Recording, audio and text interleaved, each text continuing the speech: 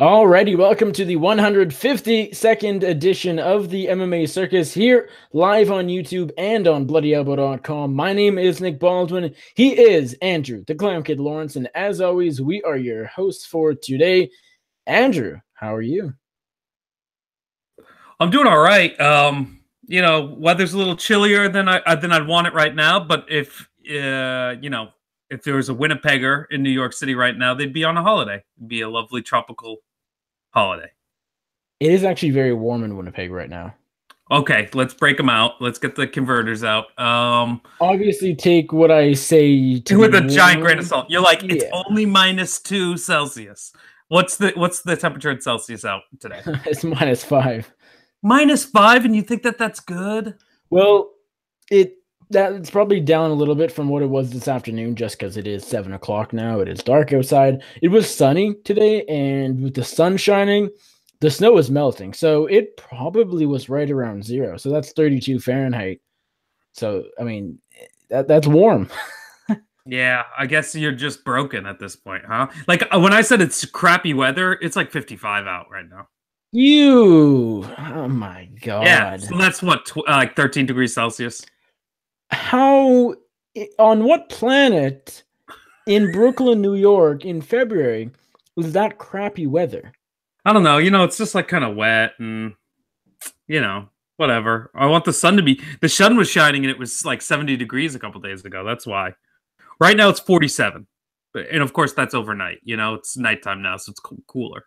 And, but tomorrow it'll be 59 and, but we need like good, great sunny days. Khabib Nurmagomedov in April will make it a sunny day. He'll just brighten Brooklyn up completely. Yeah, everyone in Brooklyn, it's all anyone will talk about is Khabib Nurmagomedov's homecoming.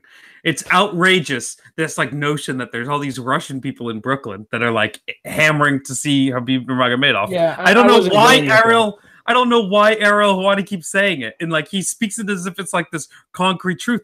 They're not even close to the biggest minority group in Brooklyn. It's like there is one neighborhood that is known for being Russian in all of Brooklyn. And it is a tiny neighborhood all the way down by the ocean. It's crazy. Down by the ocean is where Khabib lives. Oh, don't do that. Just absolutely. Nope, you are tone deaf and that sounded terrible. I'm not surprised, but I wanted to give it a go. I mean, I appreciate the enthusiasm, but what I'm saying is go seek professional help and, tune up the voice. It's an instrument, get it all adjusted before you're going to bust it out in the public like that. I can usually only sort of do the raise in levels and stuff when I'm talking, like the radio voice, so to speak, which I'm still getting. I'm not quite there yet, even just talking, but singing, I'll need a bit of work. You're doing a radio voice right now? A little bit. Really? That's interesting. I'm going to do my radio voice for after we say the next couple sentences. I still got to find it. So like halfway Jon Jones and you're pissed out of your mind or whatever and just start screaming. That's your halfway radio through the podcast. I'm just going to start my radio voice. Yeah, my radio voice is just me shrieking when I'm just absolutely going. Speaking of which, I'm already upset. You know why I'm upset today, Nicholas? No, I don't. This whole Jon Jones CSAC hearing, I'm going to lose my goddamn mind. So yeah, let's start the show so we can talk about it. We might as well talk about Jon Jones right away. I mean, sure. Do we have to do do we have intro things? No. There's no more sponsors, so we just go. Yes, no sponsors. Let's just talk Jon Jones. All right, baby, let's do it. So let me set the scene. So finally, after Jon Jones tested positive back in August following a knockout win over Daniel Cormier, UFC 214, Anaheim, California, spike July test, 2017. Contaminated test. Let the record show that test was contaminated by outside sources. According to Nakikawa. Anyways, he tested positive for a steroid called Turnabol, which is known from Germany. Yeah, or in Russia. It was East Germany back when that was happening. And so that's what he tested positive for. And finally, they did the hearing. The California State Athletic Commission sanctioned him. They fined him $205,000 and they revoked his license, obviously. So he will not be able to compete in California. I mean, he's not going to be able to compete until his USADA suspension is over. This was sort of the preliminary sanction, just because the USADA suspension, the USADA hearing is what really matters. We knew even if the California Commission suspended him 2 years or a year or whatever they suspended him for, wouldn't really matter because USADA would probably do the same thing or maybe even more. And so this was just sort of, I guess, maybe a feeling out process, I think is what in hindsight it ended up being. We really were able to see what Jon's defense was, how he would act, and this was a great measuring stick for what USADA will give him, I think. This also gave us a great insight into how they will defend in the USADA case. I believe the USADA happens behind closed doors, so I think that definitely works in everyone's favor. We're in a weird situation here in that USADA works for the UFC, is paid for the UFC, or by the UFC. The UFC wants Jon Jones to fight. Jon Jones, of course, wants Jon Jones to fight, but like USADA is being hired by one of the people who wants Jon Jones to be able to fight as the agent who's supposed to enforce rulings that keep the sport clean. God, I hope this isn't indicative of whatever's going on with USADA, because this was a shit show. You know, Jon Jones and his team had no fucking clue what they were doing up there. Did you watch any of this? I watched a little bit. I was I spent my It happened forever. Mind you, it happened for fucking ever. This thing, I feel like this went on for 3 hours.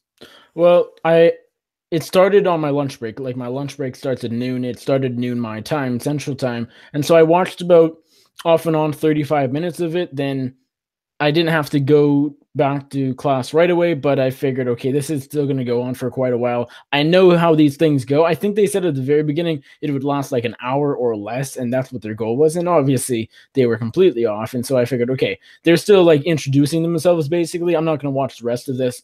I'll just sort of get the Cole's notes from Twitter, and that's what I did. But I got the gist of it. I know what Jones's defense was. I know what he said that wasn't, good, and maybe. Well, there really isn't there wasn't a defense. It was essentially like, hey, here's the timeline. No one could take enough Turinabol to test at this range for it to be effective. So it'd be really stupid for someone to take a very small dose of Turinabol during this time. Like, that's your defense? That, hey, I couldn't have done this thing because if I did this thing, I would be really stupid for doing it.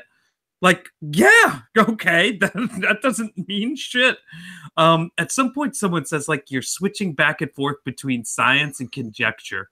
And that just, like, nailed it home to me. That, like, and it was so funny of a point to make, because, like, that's exactly what, like, the bait and switch of this argument is. I honestly, I don't know. I'm not 100% convinced that Jon Jones is some, like, insane roid user, but I'm a person who believes that most people in the UFC are using PEDs to some extent or another and gaming the system. Like, if you think steroids is gone from the sport just because USADA is here, I got a bridge in Brooklyn to sell you.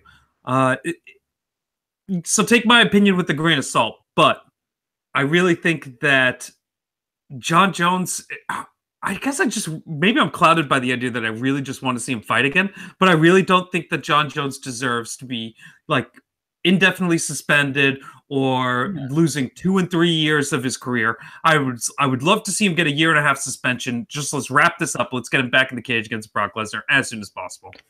I think 2 years is fair. I think if we're talking USADA, I think 2 years is fair. I think that's probably the route they'll take. I know he's technically facing a 4-year suspension, and I know some people have said that it could technically be doubled, depending if it was like aggravated circumstances or whatnot. But 4 seems to be the max. I mean, technically 8 is, but 4 seems to be like there's no way they're going above that. And 2, I think, makes sense to me just because we know what USADA is like. I mean, they're well, how long has it been since Jon fought? Did he fight in the summer of last year? July, yeah, end of July.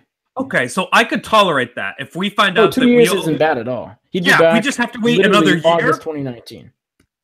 How beautiful. That to me makes a lot of sense. He comes back for International Fight Week of 2019. The return of Jon Jones. Yeah, they couldn't do International Fight Week because his suspension is retroactive to August of 2017. Oh, well, I guess that makes sense, right? So, August show versus International who Fight gives a fuck about International Fight Week? No matter what, it's the DC trilogy. I guess you make the DC trilogy unless he's retired. Retired.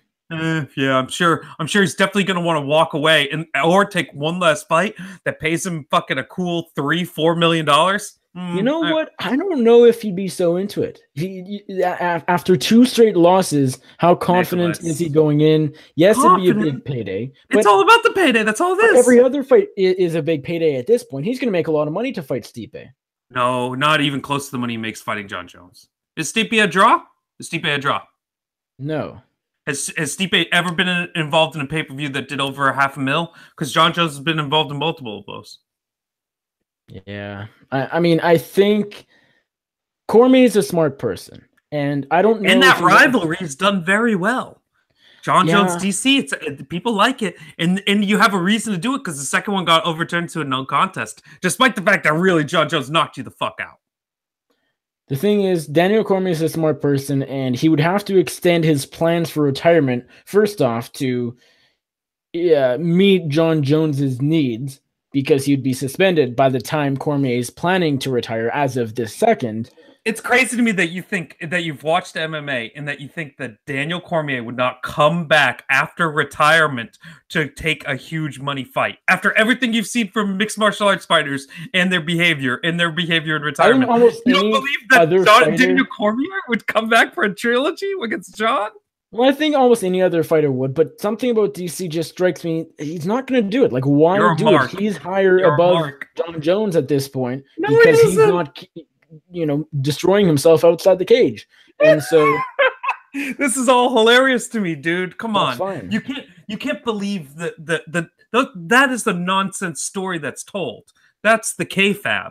That's the bullshit that gets presented to the, to the peons, to the peasants who come in and buy the ticket. You're part of you're inside the show a little bit. Like, get hip to the game. Come on, Nicholas. DC's too noble and he's above Jon Jones right now. No, he's not. DC's not as famous as Jon Jones right now. That's just not a real thing.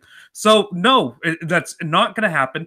It's both of their biggest paydays, probably. Maybe Jon Jones's bigger payday could maybe come from Brock Lesnar, which is the fight that I'm just dying to see. That's the one that gets my juices flowing. But if you play it smart, you take as much money as you can. You get the DC marks to get on board for one more time. Watch DC probably get knocked out again. And then we see the Brock fight after it. Okay. I just a couple other points on the hearing from earlier today. Oh, yeah, that's what we're talking about. in Anaheim, yeah. I mean, of course, somehow we drew Daniel Cormier into this because that, as we've said in the past, or as this, as people have said, Daniel Cormier will always be attached to Jon Jones' name, whether he likes it or not. I think this hearing, it didn't make Kunitskaya look any better than he's looked in recent times. Jon Jones, he admitted that his management forged a USADA tutorial, basically a guideline from USADA. All fighters were supposed to go through and read and sign away and say, yep, I looked at it, I agreed to it, etc., etc. Jon Jones didn't do any of that. And what a great fighter to not, look at that type of stuff. A guy who's been in USADA cases now twice. This will be a second. And the fact that he just outright admitted that Malky or another manager, I assume it's Malky, forged his signature. I don't think this looks or makes Kawa look any better. Oh, Kunitskaya came out of this hearing looking like a subpar MMA manager. I've always held up Kunitskaya as probably one of the best. And, this is a very low bar that I'm setting out here, but probably one of the best managers in MMA. A really low bar. And maybe one of the most professional, if you'd believe that.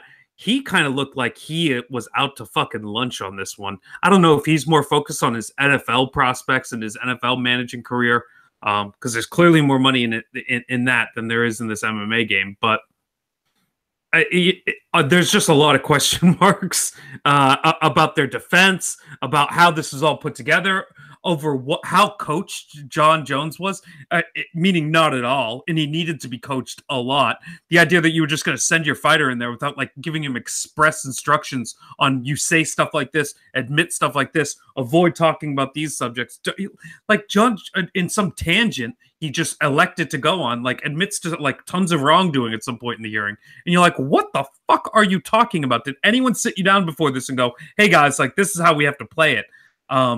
Even if you are completely innocent, even if inside that camp, they all are looking at each other and the reality of the situation is they have no fucking clue. If that's the case, you still went into this hearing completely underprepared. It's baffling to me. And I kind of had expected more from Kunitskaya. And I kind of thought that he would have had this kind of thing wrapped up almost. He's a really connected guy, and he gets, and works with the UFC, I think, on a smart level. So I kind of thought that he had the backroom deal kind of sealed up and that this thing was going to be a 2-year suspension. Everyone wiped their hands of it and moved right along. Next item in the news cycle. But I don't know. Maybe his NFL managing is getting in the way of his MMA managing, because this was a goddamn shit show.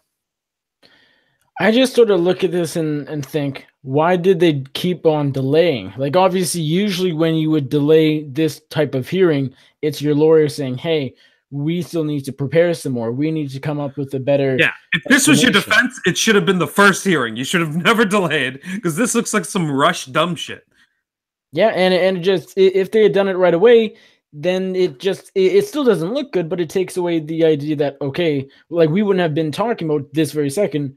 They came into it, delayed, and still were underprepared. What happened? That's not a good look. I mean, terrible. This whole hearing was not a good look for Team Jones. But I guess if they had done it earlier, when it was first planned, way months back, that's just sort of one less bad look. Well, we would have understood some of the answers of like, hey, we're looking into. You could always use that as an excuse. We're looking into it. This is new for us. We're still, denying it. At this point, like they basically like we took a bunch of months off to figure out what's happening. We still have no fucking clue what happened. So that's, to me, sounds like a load of bullshit.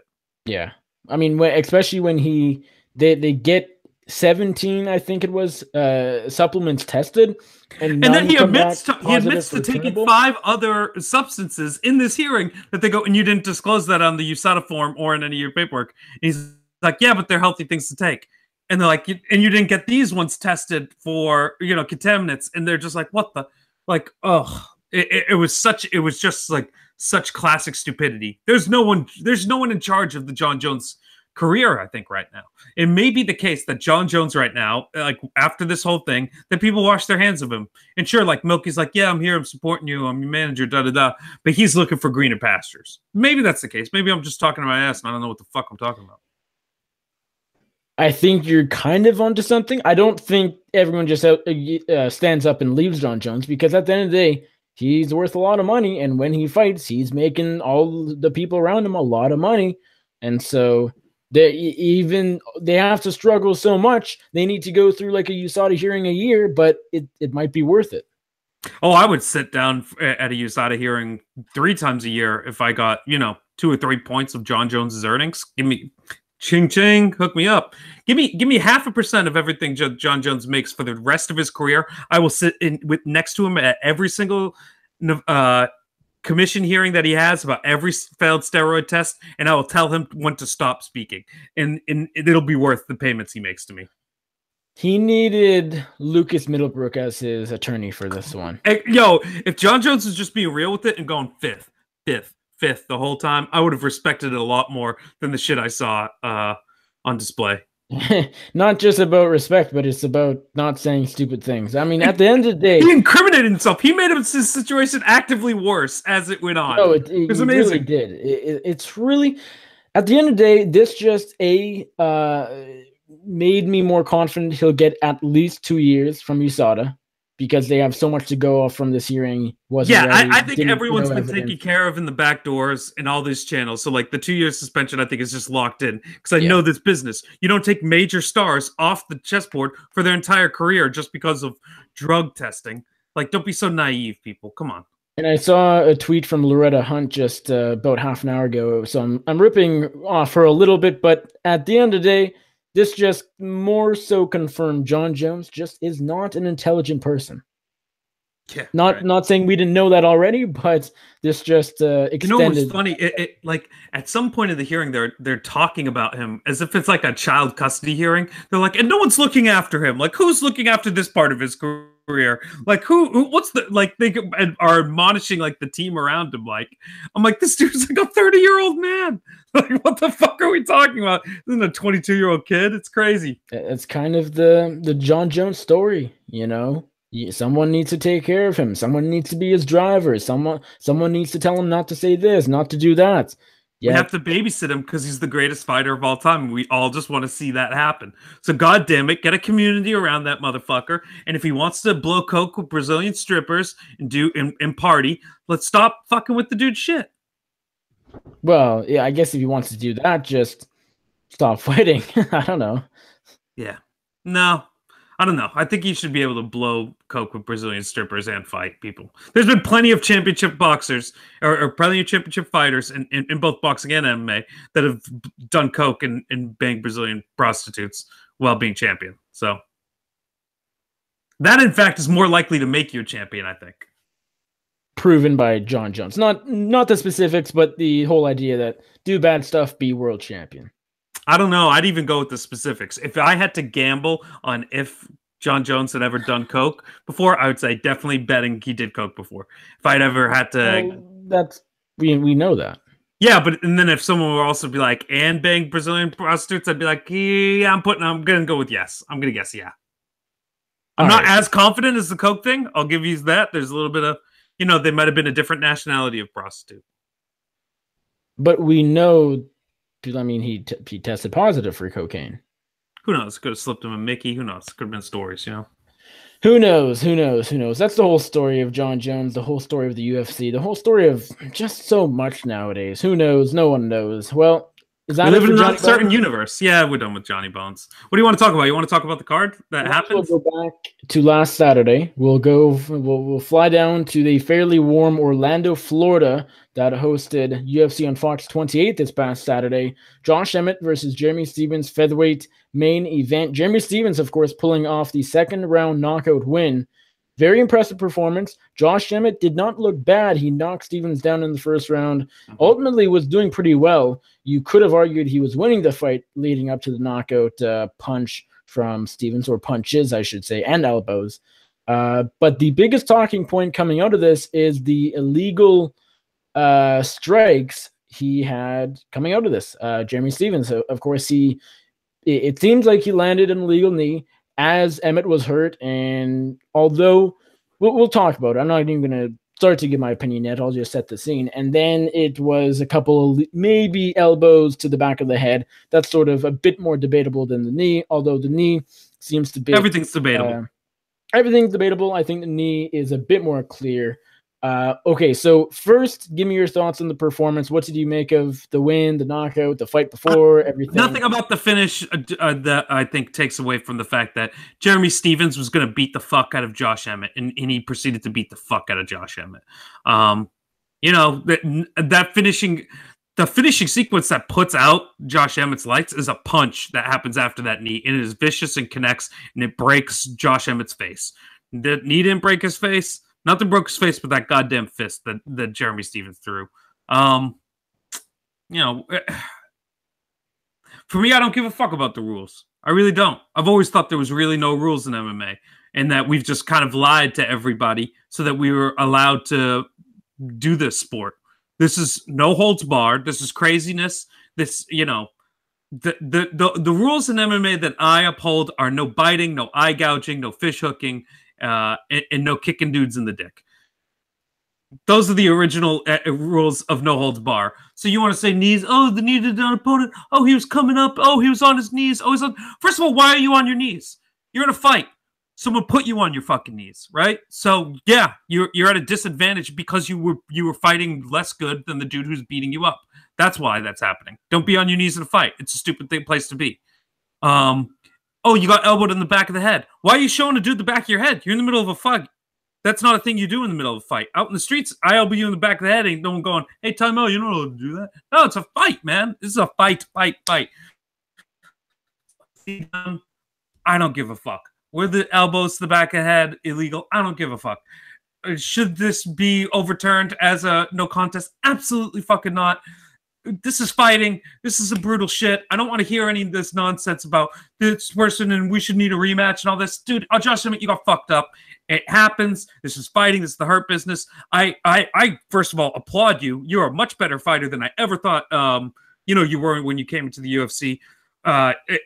You're a fantastically entertaining fighter too, and I'd love to see you once you heal up and fight again. All my applause to you. But Jeremy Stephens, you're a goddamn savage, and that's what we should be talking about. Jeremy Stephens is a savage, and he's probably one fight away from maybe potentially fighting for the 145-pound title. Which is crazy. I mean, the fact that Stephens is the best he's ever been is mind-blowing, just because he just tied the record for most UFC fights or something like that, or very close to it. UFC wins or something like that. I mean, you're talking about a guy who's 28-14. That is not a person who you're like, oh, championship contender. That's just not, that's not in the realm of possibilities for most fighters.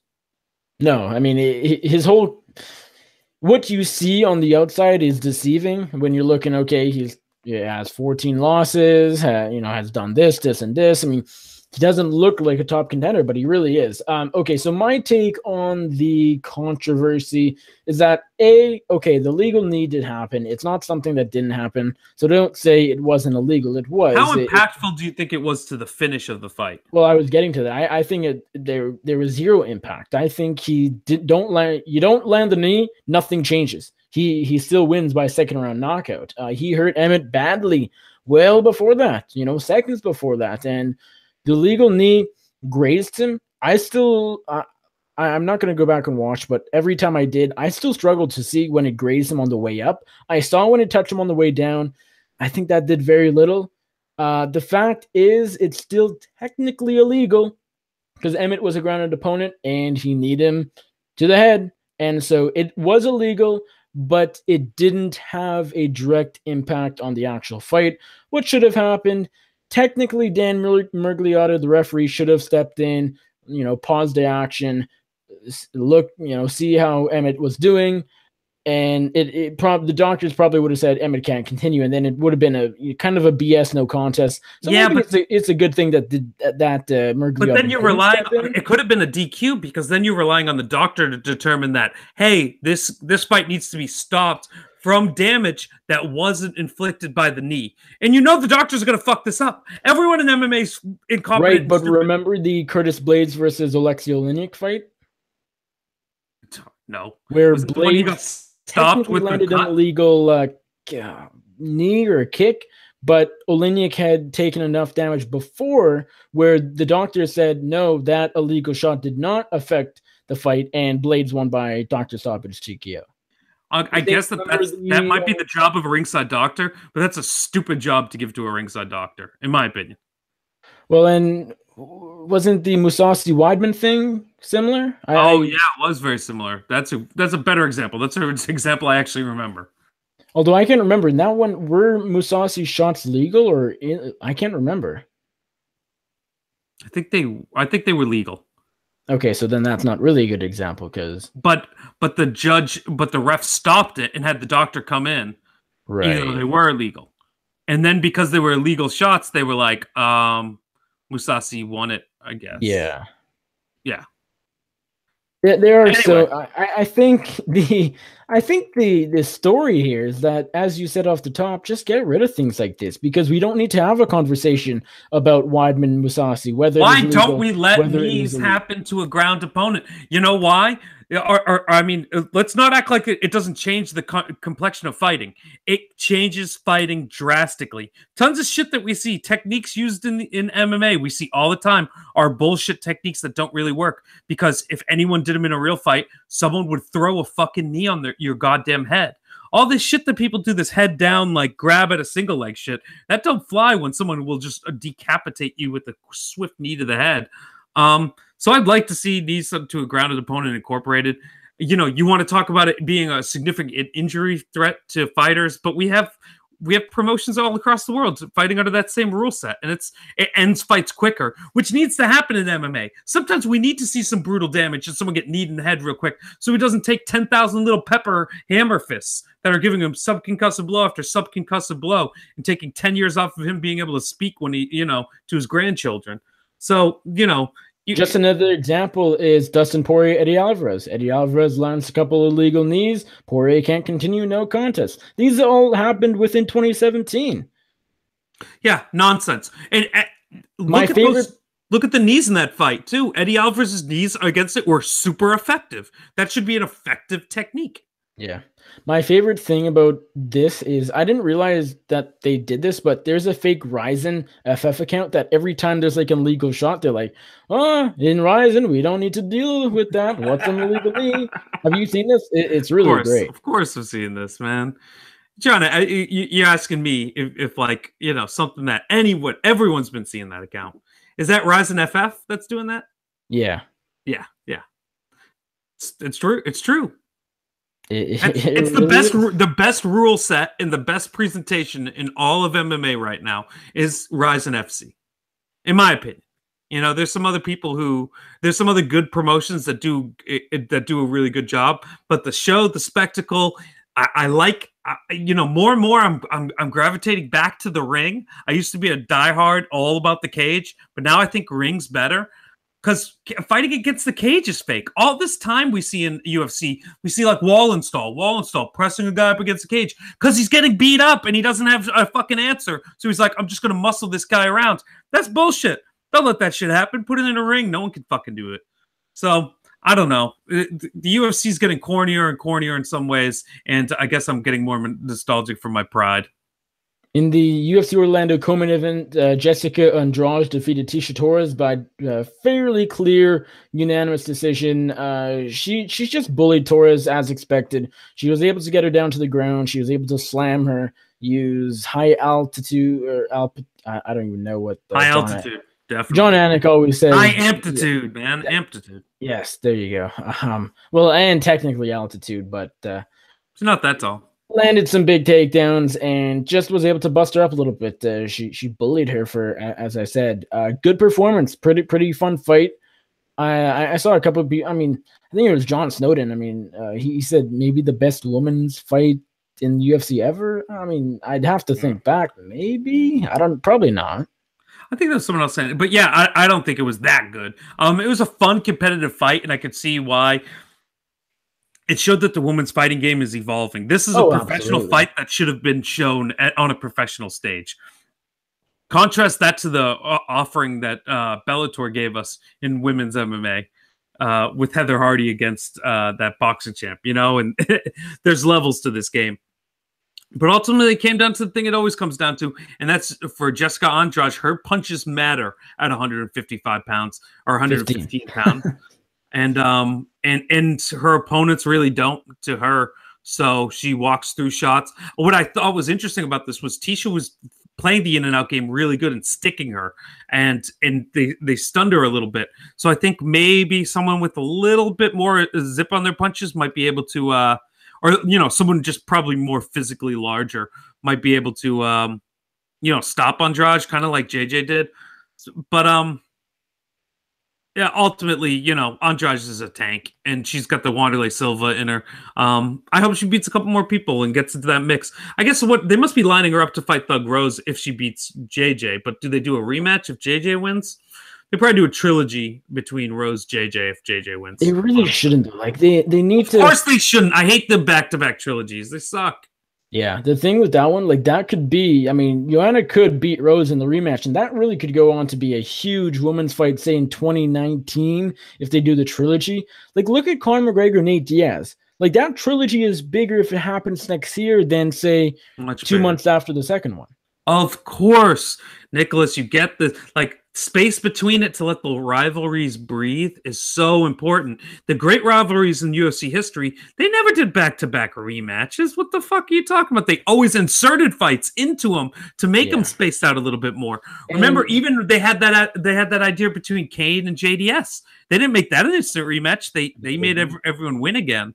So But then in the third one, I think it was an history match. Whatever. Because the thing is, at the end of the day, the main concern when booking trilogies is, oh, if we do another fight before they're gonna lose or someone's gonna win that shouldn't, and then the trilogy falls apart. All good trilogies, all good rematches, or trilogies. It doesn't matter whether Conor loses his next fight. He'll fight Nate again.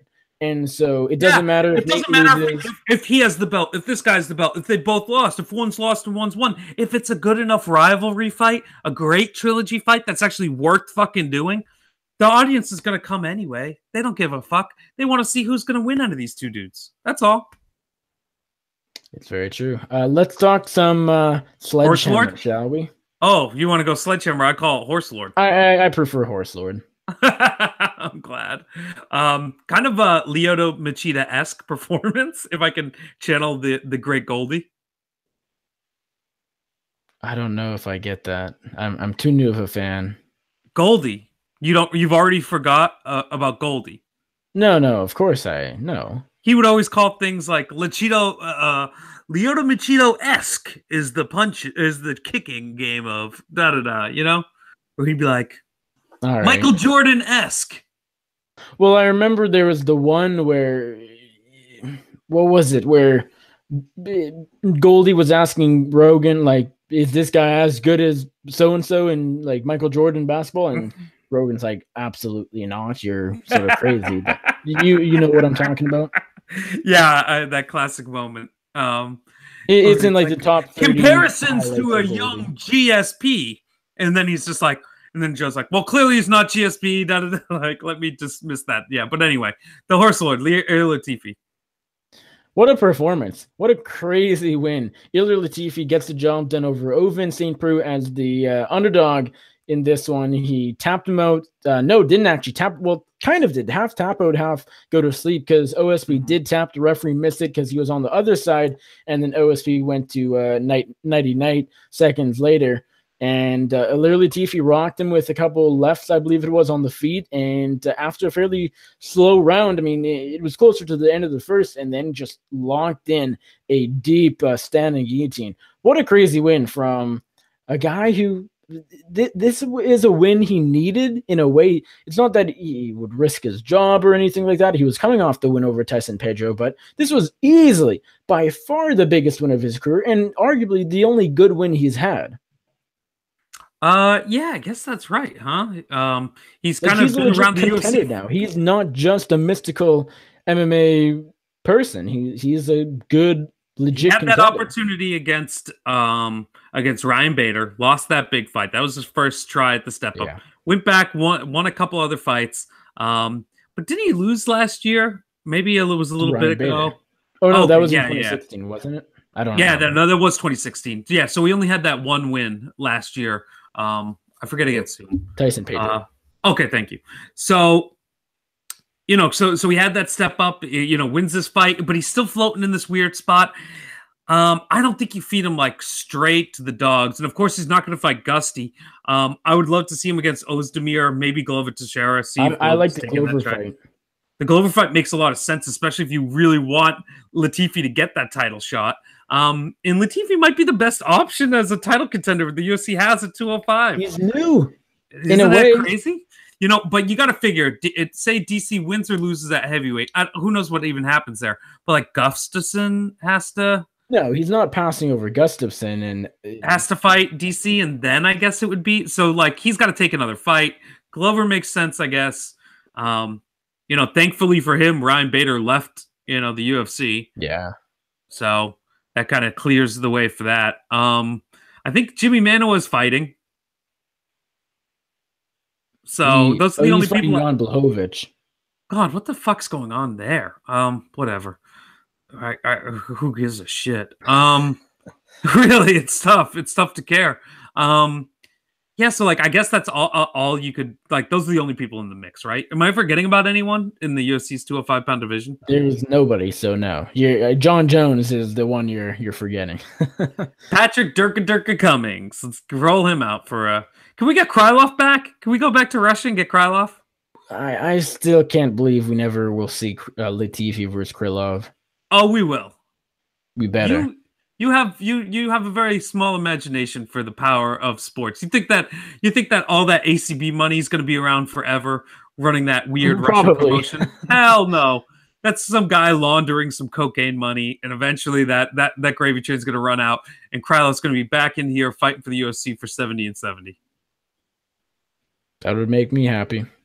Andrei Arlovsky was fighting in gymnasiums with WSOF, and he came back to the big show. We almost gave him a title shot, for Christ's sake. Rumble went from WSOF to two-time title challenger. And he probably made $3 million along the way. Up a gazillion weight classes, too. Oh, he's at all the weight classes right now. He's enjoying retired life. He is. He is like the next Arnold, maybe? Like, that's crazy. Arnold? Did you forget, Schwarzenegger? Was that what you were going to go? My train of thought was, okay, I know his last name, but I'm going to butcher it just pronunciation-wise. I'm not going to say it, so let me just repeat his first name. You can't say Schwarzenegger? Schwarzenegger? A little bit. No, you're pretty close. Not terrible. No, it wasn't. Could have been more embarrassing. So yeah, that's Latifi, and I think the last thing from this card is Mike Perry loses. Oh man, that was the saddest shit in the world. Where'd they find this Max Griffin guy who can box up a fucking storm, and they put in a goddamn killer against Mike Perry? This is supposed to be a tune-up fight for Mike Perry, and you're going to find killers? Why are you doing that, man? This dude was long as hell. This dude clearly had 3-4 inches of reach on Mike Perry and had boxing acumen and really nice, accuracy. Mike Perry needs to knock out dudes who when he gets angry and swings bungalows. Like, so get it together, people. What are we doing here? Well, why are we getting Max Perry and Mike Perry? Max Griffin's game, we thought. Because, I mean, you go back to the Zaleski Dos Santos fight, which Griffin lost by decision. Max Griffin does not have the best striking defense, or at least in this fight he did, but typically he doesn't. And so Perry's a pressure fighter, and so this seemed like a good matchup stylistically for Platinum and Perry. Nothing against Max Griffin, not to discredit his performance. It was really tremendous, coming in as a big underdog, the biggest on the card, and cashing in a big way. But I think my takeaway, or one of the takeaways, is Mike Perry fought way too soon after taking quite a beating against Ponzinibbio. Solid fucking point. That was not the Mike Perry we saw even against Ponzinibbio. You got to rest the brain, guys. You got to rest the brain. He looked flat, right? I think that no matter what, that Max's body type was going to be a problem for Mike. Mike does not fight really good against people who can be rangy outfighters. We learned that really early in this fight. The guys who want to stick and move and play the outside game, Mike doesn't have a solution for that right now, and that's going to be a problem for him moving on in his career. But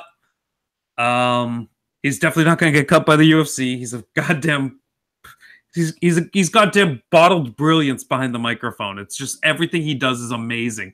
So, they ain't cutting him to let Bellator make a fortune off the dude.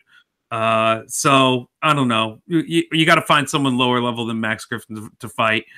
But Mike, take some rest off. That was a brutal beating you took there. He really needs to sit on the shelf for 9 months a year, something like that. Really let the brain heal. Get that fire back in you, because he looked flat-footed, and I know he took some damage real early in the fight and got knocked down. He shouldn't fight until September. September? That ain't long enough. What the fuck, man? You're savage. 7 months from now. That's not even a break. Well, for UFC standards, it is. Oh, stop! You being stupid, man. People fight 3 times in a year, right? That's the UFC schedule. So on average, that's 4 months between it. You're having a 2-month training camp, so you're giving him 3 months of rest. Here you go, Mike Perry. Before you start hard sparring for your thing, take 3 months off? No, dude. You got to take year. Okay, fine. Yeah, that's fair. But let's be honest. He's going to fight before September. You think he's going to fight before September? I'll bake that. I think that's a good place to bet the over-under. I'd take the over on September. I'll take the under, but not by a lot. Not by a lot. Just because he's a crazy guy. And he is, and he ain't saving his money. He's spending that shit reckless. Yep. All right, let's go on to UFC 222. It goes down from the T-Mobile Arena in Las Vegas, Nevada this Saturday night. In the main event, we got Chris Cyborg versus a fighter that does not have her photo on the UFC.com website as of now, which, again, just shows that UFC doesn't care about anybody. Well, okay, so They don't care about the UFC right now. Yeah, it's true. Chris Cyborg versus Invicta FC Bantamweight champion, I guess now former Invicta champion, Yana Kunitskaya. We have a tremendous featherweight fight in the co-main. Frankie Edgar, Brian Ortega in a number one contender fight. The winner will almost for sure fight Max Blessed Holloway once he is healthy. We have Andre Sukumtosh, Sean O'Malley, Stefan Struve versus the Pitbull, Andre Arlovsky. Kat Zingano is back. We have Mackenzie's Dern debut. This is not a solid pay-per-view. This should not be charging me money for this.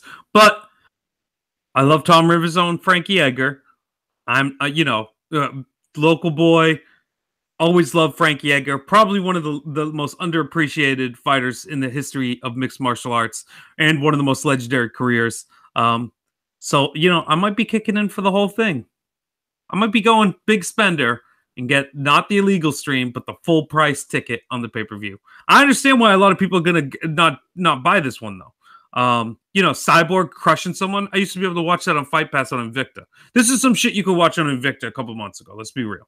That's kind of a good point. Yeah. You can watch Cyborg crush Kunitskaya. Yeah, that's exactly an Invicta main event. Sean O'Malley beating up Andre Sukumtai. That's Dana White Contender Series, not 4 months ago. And then Stefan Struve beats Andre Arlovsky. Shit, that sounds like UFC Europe to me all over the place. The return of Kat Zingano, man, I'm kind of pumped for that. I got a soft spot in my heart for Kat Zingano. She got a great story. She seems like a nice lady. I can't believe I think she's floating as the underdog against what's her name, Vieira. But I don't know. That is a long layoff, and there's a lot of questions. But Kat's can be vicious as fuck, so I wouldn't be shocked to see her just beat some people the fuck up. I don't know. What are you looking for? Do you want to break this card down? What do you want to do? I don't think so. I think just sort of maybe talk about the main and co-main because that's all that matters. Well, then real quick, I'll run through it because what I actually like about this card is that it has actually great stories and a lot of people that or at least I know, I've followed MMA for a long time, like deep into this card. There's a lot of interesting stories, but there isn't like the crowning achievement on there. Watching Cyborg beat up some chick, like I said, that's some Invicta shit that I used to be able to just get with my $10 a month. You couple that with, like I said, Frankie Edgar legend, but the rest of it's real, it's fluff and it's fun fluff, but like there isn't the thing that's like here and this is worth $60. Mackenzie Dern, it's her debut against Ashley Yoder, which is a fight that she needs to be able to win if she wants to be a prospect in the UFC. Benel Dariush is gonna fuck up some dude. John Dotson is facing Pedro Munez. That's actually a really good fight. It's a super relevant fight in the division as well, but the UFC being the UFC, we gotta bury shit like that for whatever reason on prelims. Nonsense. Showweather, Hector Lombard's there. He's facing CB Dalloway. So that is an actual interesting fight to me. You're talking about two people going in, on the out. I like seeing the old guys who are kind of at the ends of their career battling against each other. The next one gets one more paycheck. The other one's gone into retirement, in my opinion.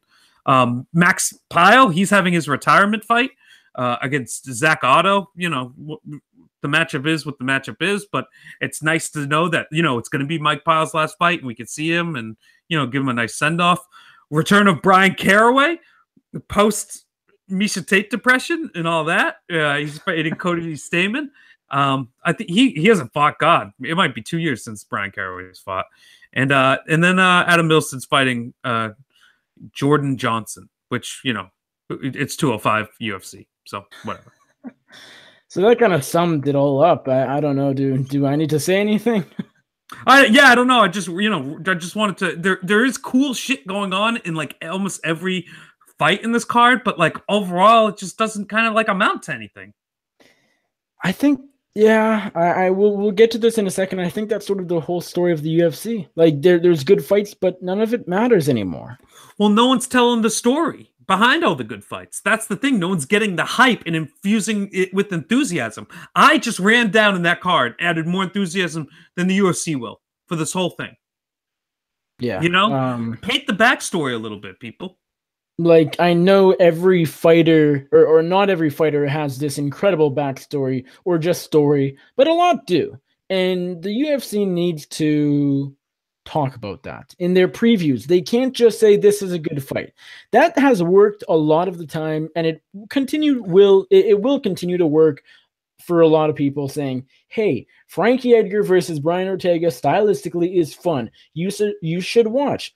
But long term, and I think moving forward, considering UFC ratings are generally going in that direction, in the down direction, if you're not watching video, they need pointing to do downward. They just can't say it's a good fight. They need more. They need, hey, Frankie Edgar has been relevant in 2 divisions for 10 years. He's been the lightweight champion. He is a featherweight contender and has been for years. The worst thing is that pre-packaged same thing with the fighter like stares at the camera and he's like, Max Holloway, is holes in his game, and I'm going to exploit them tonight.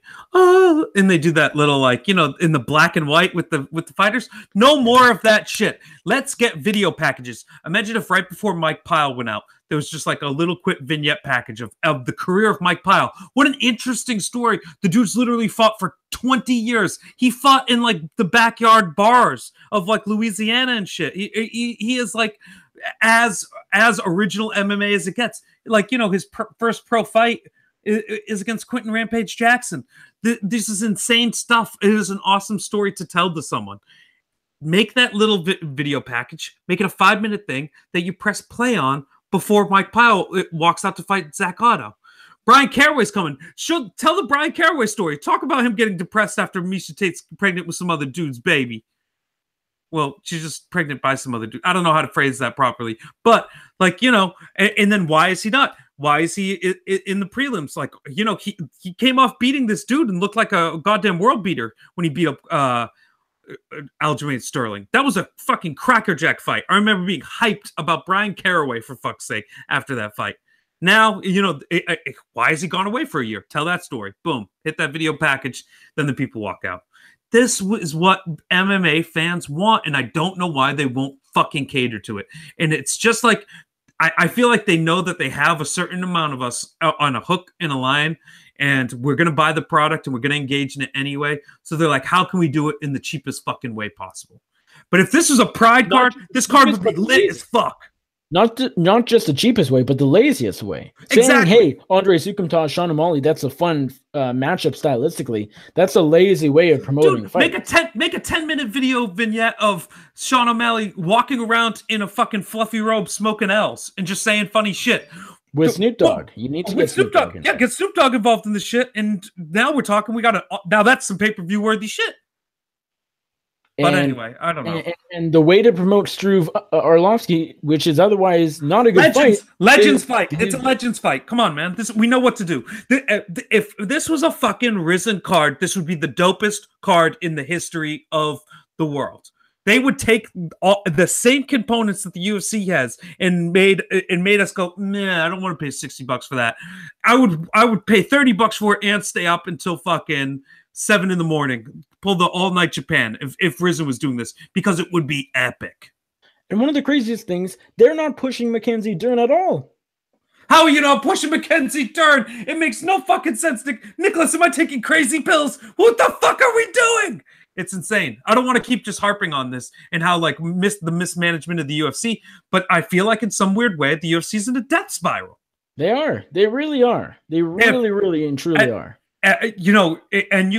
It's like fashionable to blame Dana White and that whole Dana's such an idiot. Dana's such an idiot. We do it because it's just what we do that because. See, the Fertittas were always smart. When things were going good, Dana's not making any of these decisions, but they put Dana out as the scapegoat because he says crazy shit. He distracts people. He gets people's attention. He has a loyal following of people who actually believe his bullshit, and he still does, which is insane. But he was always good there to be like the guy that everyone pointed to and asked questions to and like acted like he was the one who was in charge of everything while the real people made decisions. And now that there is that core group of people aren't making decisions anymore, there's no more Joe Silva. There's no more Lorenzo Fertitta. There's a couple other key people missing from the whole UFC soup. Like the Dave Schaller. Yep. those people aren't there anymore, and the people who've replaced them just aren't as good at making mixed martial arts. They kind of because they're less experienced. It might not just be lesser experience. It might just be that they're not as talented. There's a gift to some of this shit. And there's also like, you're good at what you're passionate about. Maybe these are people from the entertainment business. And they're like, yeah, you put stars together and make stars. Like, this is fighting shit. There's a different appeal. I don't think they understand the hardcore fans. I think that they're going to watch the number of hardcore fans just shrink and shrink and shrink until, I don't know, hopefully someone saves the sport. I hope we don't have to go back to the dark ages where the only way I'm going to be watching MMA is Risen. Or maybe I hope that Risen buys the UFC. No, that's not going to happen, I guess. That'd be great. Okay, one last point on the main event, Chris Cyborg, Kunitskaya. Something we wanted to touch on is Chris Cyborg versus everybody except for basically Holly Holm, as shown in Cyborg's last fight, and probably Amanda Nunes, maybe a couple others, but those are the main two that stand out. Anyone else, it's just Chris Cyborg versus his opponent. Do those fights nowadays, and this sort of ties into what we just talked about, how the UFC is on that decline, how they're just putting on fights that have no meaning. Let's be honest. Chris Cyborg beating up Kunitskaya on Saturday, that doesn't tell us anything. That's not a story. We don't walk away a week later talking about Chris Cyborg. We might. We might, because this is what you're going for. You're going for the possibility that Chris Cyborg just does something so brutally terrible to this girl that everyone's like, oh shit. And then it turns into the Ronda Rousey thing. And just, that's a good Cyborg story anyway. Watching Cyborg fuck up a chick and everyone going like, oh crap, Cyborg's an animal. That's kind of what we've been doing for the last few years. And that story still sells pretty good. That's the crazy part, is that this in pay-per-view wise isn't going to do half bad. It's going to at least do like 200. Yeah, like the Holly Holm card last December did good. Oh, good for 2017 terms. Or like 2017 basis or whatever. Like, what were the numbers? It was like 350, I think, which is still not good at all. No, stop. You're like, alleviate yourself from this dumb idea. Selling 300,000 pay-per-views at $60 a pop generates $18 million in revenue. You get what I'm saying here? Yeah. $18 million in revenue generated over two people fighting in a cage. That's still great money, but it's an enormous amount of money. It's crazy amount of money. It's the fact that they pay their fighters like pennies. Well, they're getting paid pennies on that dollar, of course. But don't lie to yourself in this idea. Yeah. But like in any era of combat sports, having 300,000 people buy a pay-per-view, especially nowadays when it's so easy to illegally download them, that is a massive, crazy success. Generating $18 million, like, those girls walked away with $1 million paychecks. Easy. Let's be honest, though. Let's not kid ourselves. 350,000 on pay-per-view generally is not a good sell for the UFC. You're stupid. That's bread and butter, awesome business. They're making a lot of money. Yeah, I guess, which is the only point of them existing. Oh, okay, so they're making a lot of money, not on a curve. 18 million is still a lot of money. How many events do you think that they have that makes more than? It's more than 18 million, because that's 18 million for the pay-per-view. Plus, you sell at the arena, $1 or $2 extra million there. Probably closer to like 1.5. It was the T-Mobile Arena. They get fees from the casino, and then all the sponsorship money. They get a check from Reebok. They get checks from Monster Energy. They get checks for whatever stupid, video game that they advertise to us during. Plus, they get the money from the TV rights from the Fox prelims. Fox pays them for the content of that. Plus, the people who bought, the whatever portion that month of the Fight Pass prelim. So there's a lot more money than 18 million coming in. That event gross is probably $24 million, somewhere in that range. All right, fair enough. You don't throw if I told you I'm going to throw, you could throw an event that's going to make $20 million. You'd be like, holy shit, man. Like this is going to be, everyone's going to be enormously successful from this. It's nonsense concept. Like the idea of selling 250,000 pay-per-views is a rousing success. And it always has been. I don't think it's always has been. I think maybe No, it in always has been. 2018. You're wrong. You're just dead wrong. Like in boxing, the Triple G fight before he fought Canelo did like 100,000 pay-per-views, and everyone was like, "Yeah, that's good business." We all like everyone was happy about it. You know, people walked away with the guys in the undercard made $1 million. Yeah. Well, The guys in the undercard made $1 million in a fight that sold 100,000 pay-per-views. This sold 3 times that amount. And they made a lot less than $1 million. But okay. The main event girls walked away with at least $1 million. The main point here is, do we enjoy these types of fight? Chris Cyborg versus just a girl that's gonna get beat up. That's a bantamweight. Do we dig that nowadays? Yeah, fuck it, man. It's a crazy show, but I'm along for the ride. Like I've been watching Chris Cyborg smash the shit out of girls for years now. So yeah, I'm super comfortable with it. I'm still entertained by it. Fuck it. You know, yeah. I'd much rather see Cyborg fight another Cyborg. If we could clone Cyborg and like accelerate her growth so that they would be the same age and could fight each other in a cage, that would break all the pay-per-view records in the world. I prefer competitive fights, but having one champion out of 12 that just crushes everybody isn't the worst thing that can happen to the UFC. So, again, I'm all for it. I'm not all for it, but I'll watch. I mean, you're right. If this was happening in every division in the UFC, I'd be pissed. Yeah, but it's just women's featherweight. It's not even a real division. Just let's watch Cyborg smash some chicks. It's fun. Come on, who gives a shit? All right. Let's move on to Gets It Doesn't Get It. We don't have too many, so shouldn't be all that long. Our first one goes to Paddy Pimblett, and this is the one that you are, let's just say, passionate about. Why don't you take sort of the lead on this one? I'm not even passionate about it. I think it's genuinely the funniest thing that's happened this week in MMA.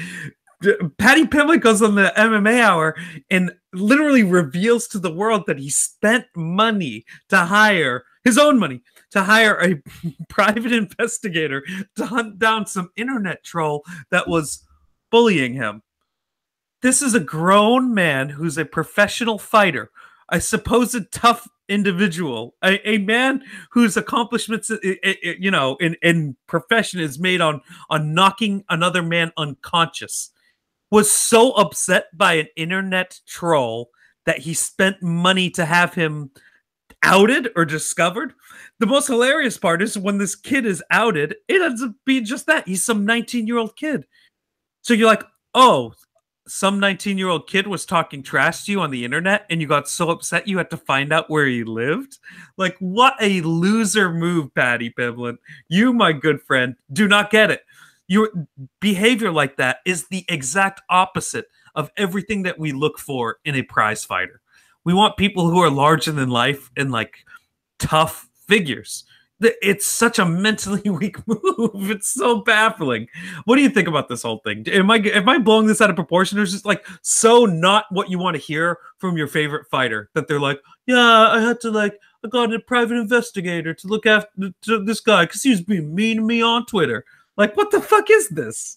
I feel like considering he made this public on the biggest MMA show / platform out there, I feel like he was trying to make this into more of a joke and like, hey, look at me, this was funny, and it was funny, but I think people aren't taking it the wrong way, but I think Paddy Pimblett sort of assumed we would not make fun of him for it, maybe.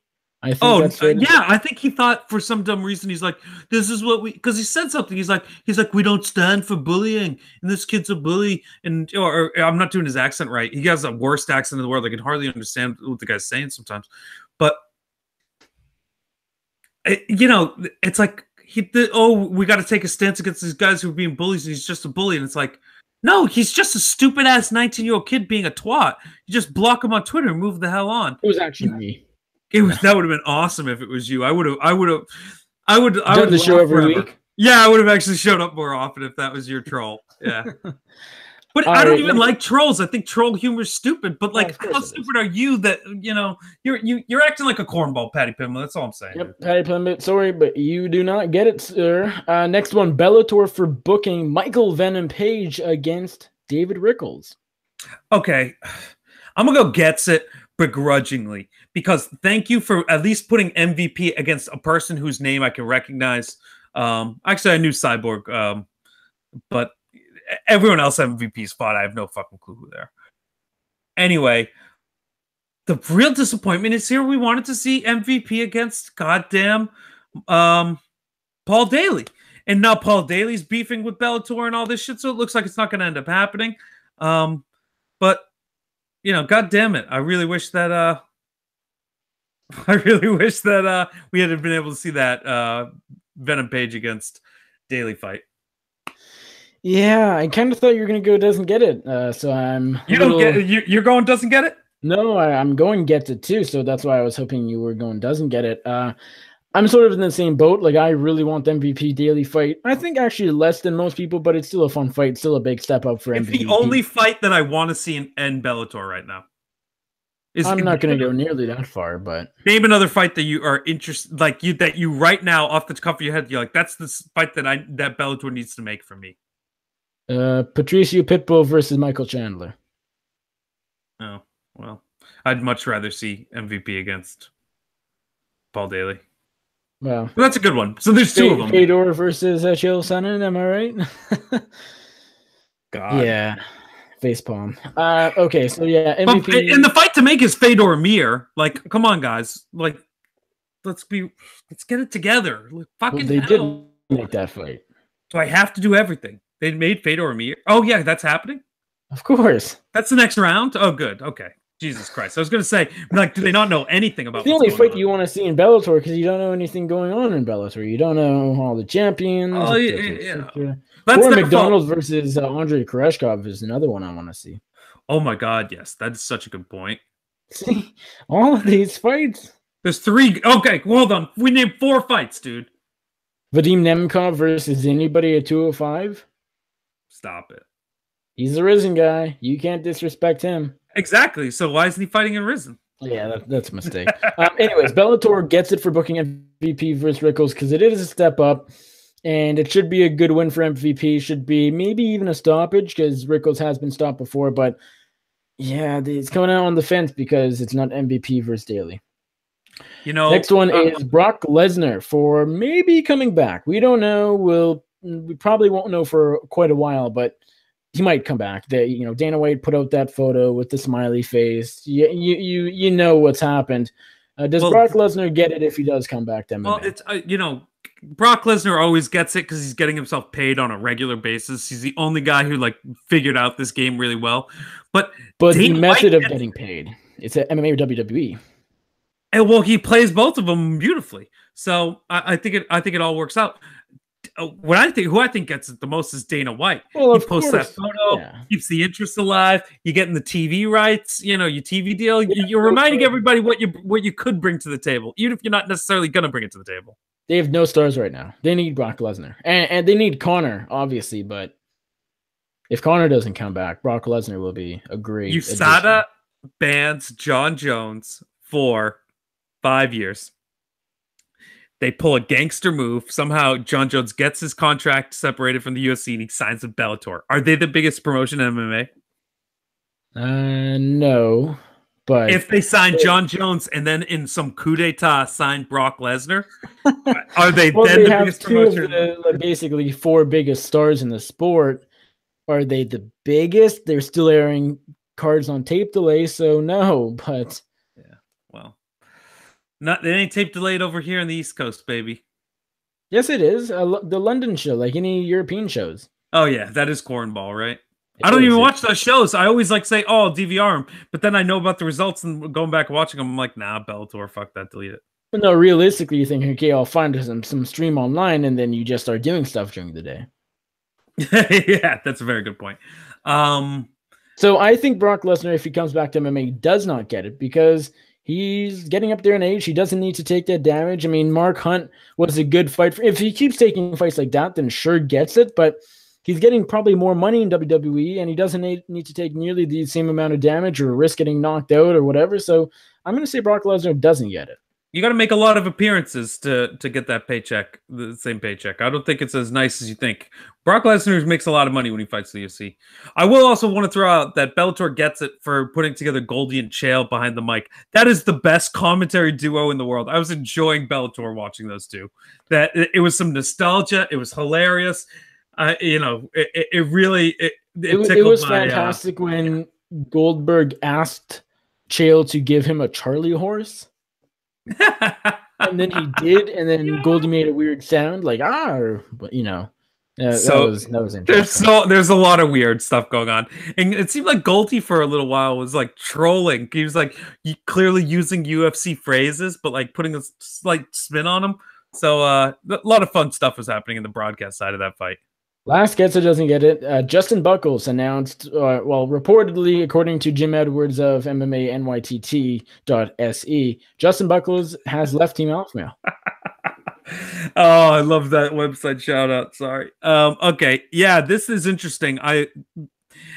There's been enough people who have left that Team Alpha Male camp now that I think people got to start realizing what's the commonality in all these disagreements.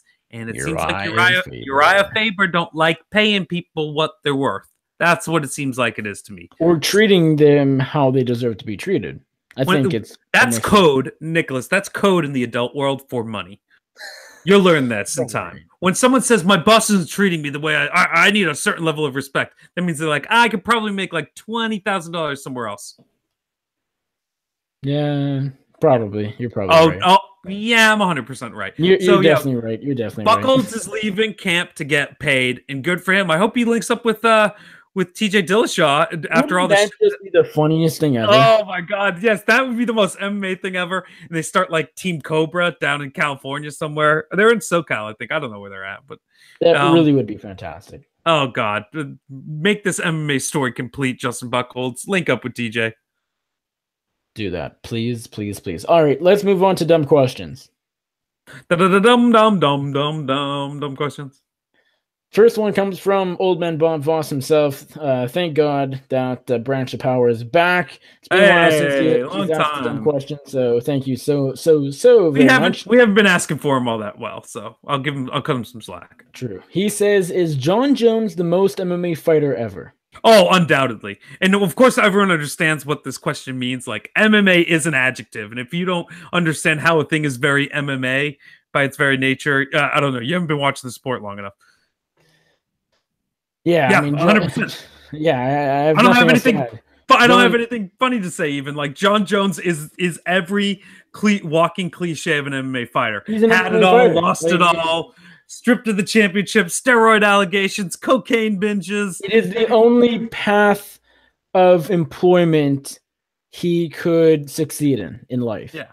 He did I don't know that. He did the Jesus thing for a while, and then he was the bad boy for a while. He's been every MMA caricature that there is.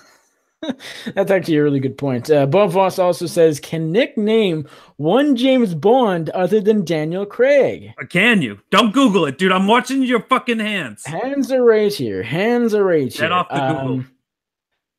I usually can. At this very second. Dude, come on. Okay, so there's name the guy. James Bond, like the first one. The most famous one. Jeez, I'm blanking. I should know. Genuinely, Daniel Craig is like the third or fourth James Bond I would think of. Well, Daniel Craig would be the first one, just because he's the one I'm most familiar with. I usually could be able to name. There's two that I know for sure. Because someone's asked you this before, and you didn't want to feel like an idiot, so you memorized this, but you've forgotten it. Have I? Okay, so another question: Have I? He's Scottish. Have I ever watched another James Bond movie before, besides Craig? Honestly, probably not in full. Damn. Man, this show over yet, man. Give me one. How about Sean Connery? There you go, buddy. Yeah, okay. But there's another one. So he's the second one I'd think of, and then there's a third that's probably. Well, you probably remember Pierce Brosnan. You might have been young enough. So I'm thinking. So the three I know: Daniel Craig, Sean Connery, and Pierce Brosnan. Yeah. And then there's Roger Moore. Okay, yeah, I wouldn't have been able to say that, but I recognize. Timothy Dalton was he a James Bond? No. I think those are the four that I know. The three more than Moore, but yeah, there you go. I think Timothy Dalton might have been a James Bond. I have no idea. I think he was. Yeah, I remember him like banging some hot Brazilian girl, and there was like a lot of Brazilian talk for me today, man. But yeah, there's like some cocaine James Bond movie that I think Timothy Dalton was in. Jon Jones starred in it too. Next question Made comes from cameo. Bob's boss. He says, "Can Lorenzo Fertitta come riding on a horse and save the sinking ship that is the UFC?" Here's the real thing. In 3 years, when the UFC is worth $2 million again, yep. Lorenzo Fertitta like could keep it together, but he also set this whole thing. He set fire to the ship that he sold to these people. Which is a brilliant move. Well, because he knew to sell it, it had to look like something else from the outside. It had to have the window dressing, but he knew that the window dressing that needed to be added in order for it to sell was also going to be a thing that hindered it, at least, if not straight up killed the sport. So, yeah. He sold at a great time, too, in hindsight. It wasn't just time. I really think he knew, like, hey, I'm going to make some changes that's going to allow it to become corporate, and it's going to kill the very things that allowed it to flourish. I mean, they were allowed to pay the fighters so shittily in the beginning because they said, hey, you can get your own sponsors and make money that way. We're just not generating that much money from these shows, which made sense. And then when the money started being generated, they were just like, but you got your own sponsors. And then they pulled the rug out from under that. And then all of a sudden, it's just there's this thing that's making tons of money and the fighters are broke as fuck. Now you don't even get Reebok pay. You're getting fucking whatever. I'm not going to get into this shit. Yeah, no kidding. That maybe we'll talk about that next week because that's actually something. Never. All right. Well, maybe you're not here, and then we'll talk about it. Exactly. That seems pretty likely. That's Jeb to break it down for you. Liam on Twitter, good fan, big fan of the show and all the other shows on this YouTube channel. Twitter shit on the Twitter. He says, "Will you guys do a 4-man with Jed and the Naked Gambler? Also, reminder to pick me with the..." Okay, that's not even part of it. He says in brackets, last week means any number of hosts is now on the table. He's referring to the episode 100 of Before the Battle with me, Jed, Daniel Levy, Wes Riddle, Gopalo, and Mike Baker Rhodes. And so now he's trying to coerce us into doing like a 4-man show with... Listen, this show already has too much Nicholas and not enough me. And I think everyone can agree on that. So why are we adding... I don't know. Naked Gambler, you're in. Jed, I don't know. We'll see. I love how everybody I do the show with that isn't named Jed Meshew throws shade at Jed Meshew. It is just the most fantastic thing ever.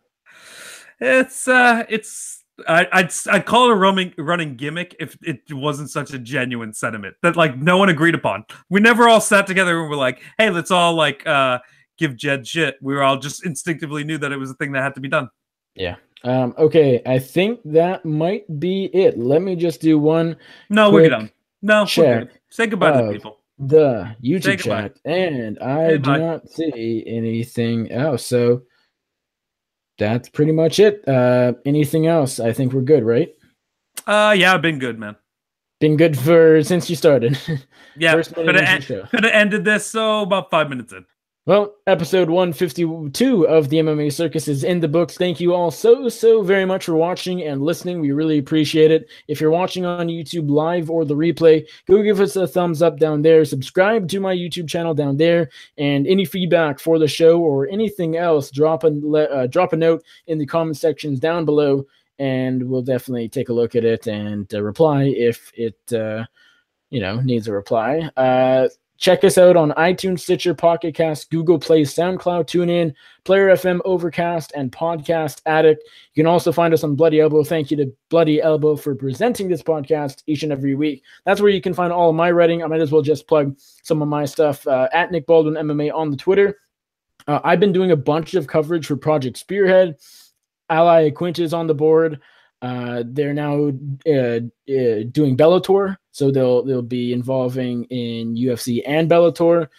I have interviews out in audio and written form with Leslie Smith, Caden Johnson, and Ally Quinta. I have a bunch of other interviews. I'll plug those after you. Andrew, where can we find you?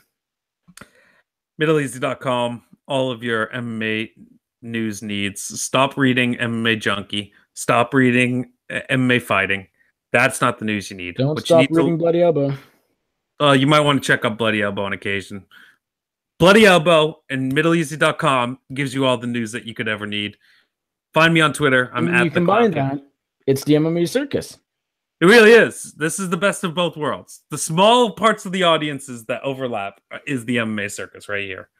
But anyway, find me on Twitter. I'm at the Cloud Kid. Peace. Just a couple other plugs for my interviews. Talked to Darian Caldwell and Leandro Higo will be fighting each other for the Bellator Bantamweight title at Bellator 195 this Friday night. Talked to Stephen Ray, who was recently re-signed to the UFC after not getting re-signed after he was knocked out by Paul Felder last July. He's been through the ringer since that fight. He will be fighting Cajun Johnson next month in London. Also talked to Alexander Volkanovski after his win in Perth earlier this month. Talked to a local Winnipeg fighter, Mariusz Onskevich. He signed with Quebec promotion on Fight Pass TKO MMA. Talked to Don Madge, a new UFC lightweight from South Africa. And yesterday, these are not up yet, but yesterday I talked to Tyson Pedro, who won in Perth earlier this month. I talked to John Calistine, who you're not a fan of VBI, are you, Andrew? I don't watch it actively. I'm more of a highlights guy. Do you know Eddie Cummings by chance? Yeah, I know Eddie Cummings, yeah. So John Calistine is a training partner of Eddie Cummings. Eddie Cummings was supposed to defend his EBI featherweight title 2 weeks ago at EBI 15. He fell ill that week, and this guy, his training partner, stepped up on a day's notice and won the whole thing. So I talked to him about that. That was really crazy what John Calistine did at EBI 15. And bigger than them all, today I talked to the horse lord himself, Ilir Latifi. They're really unbelievable. We talked a little fighting, but we mostly talked about the horse and elephant pictures. And he told me that he wants to talk or start a show all about like animals. Like he wants to go on safaris and like he said he wants to be the next Steve Irwin. It is the most magical thing ever. And are you kidding me? Wait. Dude, imagine if Ilir Latifi did a show being Steve Irwin, except like kind of Scandinavian themes. So that's the greatest thing ever in this like, world. Oh my god, dude, that is blowing my fucking mind right now. Planet Earth, hosted by Ilir Latifi. Why is this not reality? Come on. I really hope it will be. He said plans are in place. Doesn't seem like they're too firm right now, but please, Lord, please make that happen because that'd be unbelievable. Thank you all for watching. We appreciate it. For Andrew the Clown Kid Lawrence, my name is Nick Baldwin, and we're out. What up, Sharon?